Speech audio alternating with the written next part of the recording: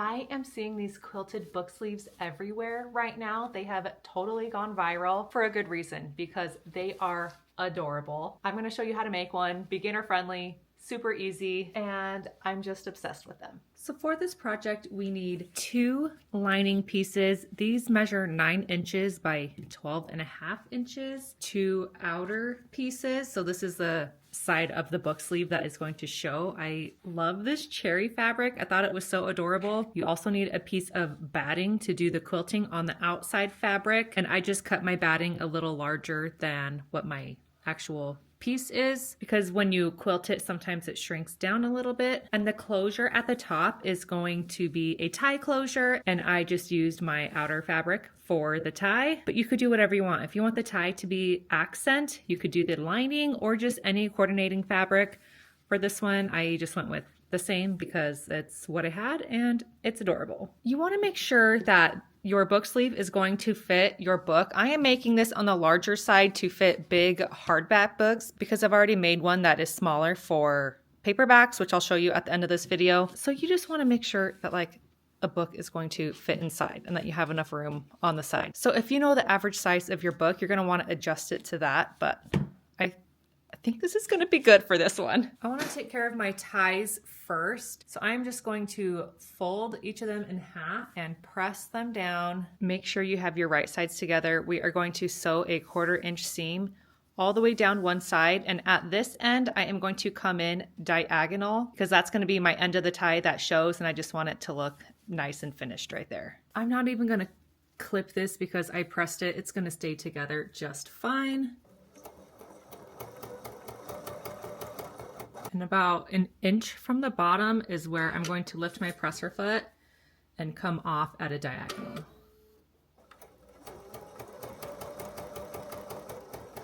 And I will give it a back stitch at the end. I am going to clip this excess off.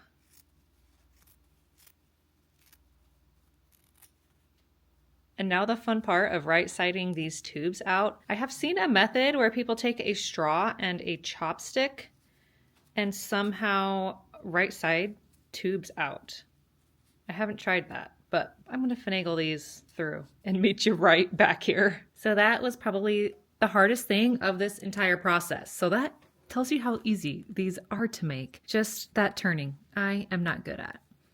I am just ironing these so that they are nice and flat. I'm not going to keep them this long once I actually sew them, but I just want to make sure that I do have enough length to be able to tie a nice bow. That looks great. These are done. I'm going to put them to the side. We won't need those until a little bit later. The next thing I am going to sew is my lining pieces together. I am going to put them right sides together. We are going to sew a 1/4 inch seam allowance from the top down and leave an opening here at the bottom. This is how we're going to right side out the entire project at the end.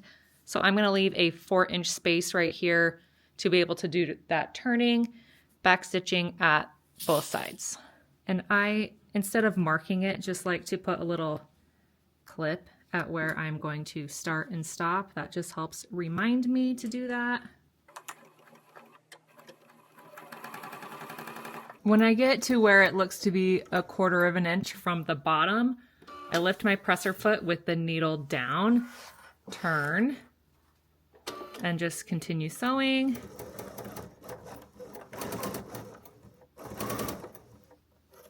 When I get to where that clip is, back stitch.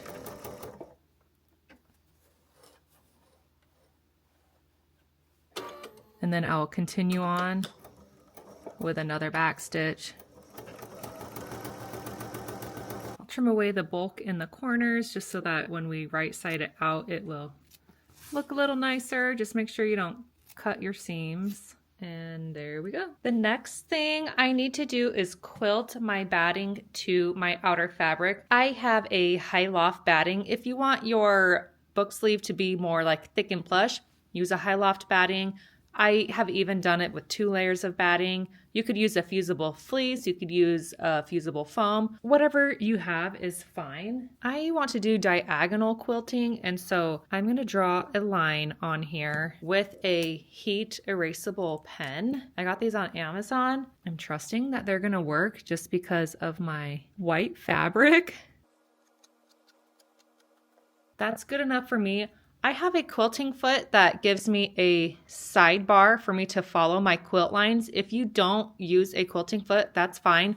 Just draw lines measured out evenly, 1 inch or however wide you want your quilting, and follow those lines. But heaven knows I still always end up crooked, and that's fine. It's part of the homemade look. I didn't do a solid line, but that's fine. I can see it well enough. I'm also just worried about being able to erase it. This is my quilting foot with my bar, and I can just adjust how wide I want it to be. I'm gonna set it to like 1 inch right there. The walking foot really helps feed the thicker fabrics through, but you don't have to have this to be able to quilt. You can quilt with your regular presser foot.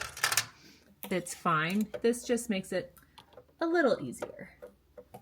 I also have this little attachment for my sewing machine. That makes it easier when you have wider fabrics. I did not do a good job of cutting this batting, but that's okay. I'm gonna increase my stitch length to a 3.5, and I'm just gonna sew straight down that line.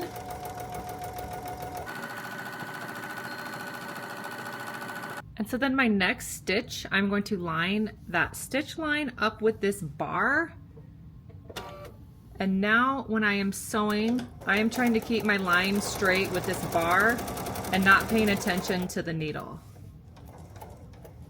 And there's my 2 quilting lines. I'm gonna do the whole thing on both pieces. I got my 2 quilted pieces. Let's see if the iron takes away.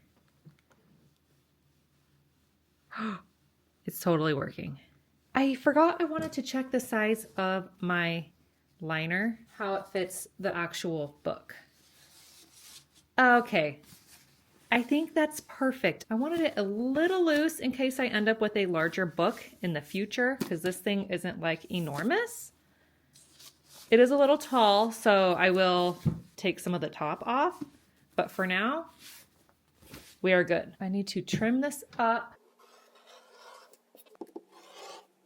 We now are going to sew our 2 outer pieces together with a 1/4 inch seam allowance. We're going to sew around the entire thing, leaving the top open, and we do not need to leave a hole this time. I do like to trim away some of the bulk from that seam allowance just because it gets a little bulky when we have the batting there.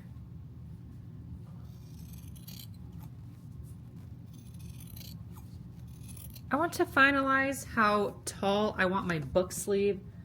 So I'm gonna put this back inside. I put it inside this one. I think I'm just gonna cut off a 1/2 inch and then I will be happy. I'm going to line these up. That was a 1/2 inch from the quilted side. I'm gonna say that's about right there. So we are almost done. I am going to turn my liner right side out because when we sew these together, we want the right sides touching. So I got my lining inside. I want to line up the seams so that they are nice and nestled into each other. And I'm gonna put a clip there. I'll do the opposite side with a clip. And don't forget about your ties. So if I'm making a bow, I think I'm gonna give me to about here. So I'm gonna cut off like 4 inches.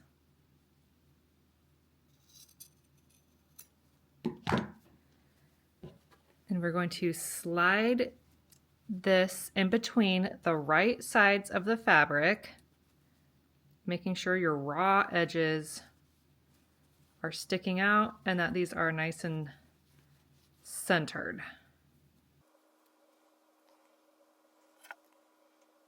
Okay, I've got my ties in there. They look pretty centered to me. I am just going to sew around the top of this with a 1/4 inch seam allowance.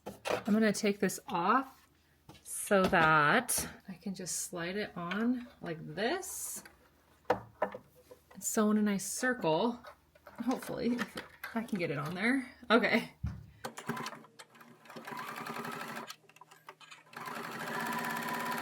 I think we did it. I'm gonna trim again the bulk away from the top before we right side it out. To right side it out, we are going to pull, oh, I've got some little fluffies in there. We don't want that. We're gonna go in through our hole, reach in there. It helps to just grab a corner, if I can get to it, and pull it through. Slowly starts coming to life. This is where you hope you did everything right and that you don't have any, problems that you have to go back and fix. Because that has happened to me plenty of times with projects. I got my trusty little tool that I use to poke out corners.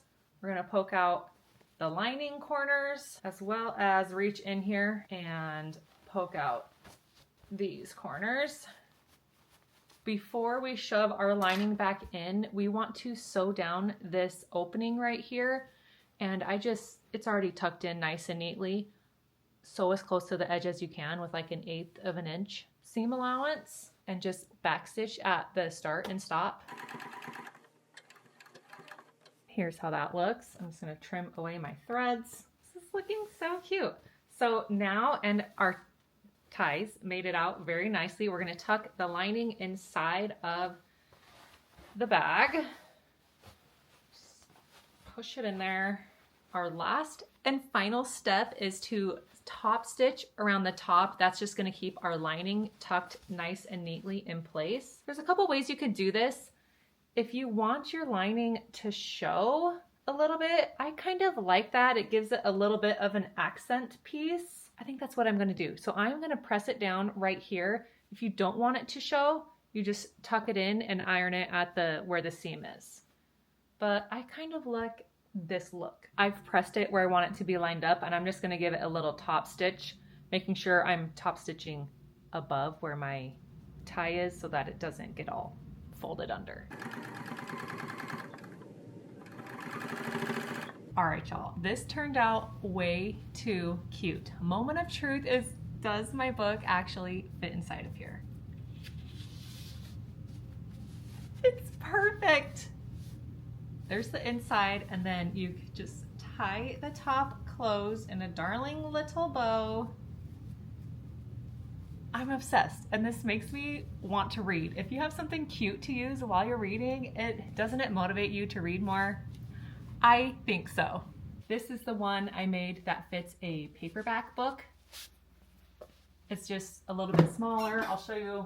This is the size difference here. This one is a little snug, so I wish I would have made it a 1/2 inch bigger, but it still works. If you enjoy easy, beginner-friendly sewing projects, please hit that subscribe button on my channel. It costs nothing to subscribe, and I can't wait to see what our next project is going to be.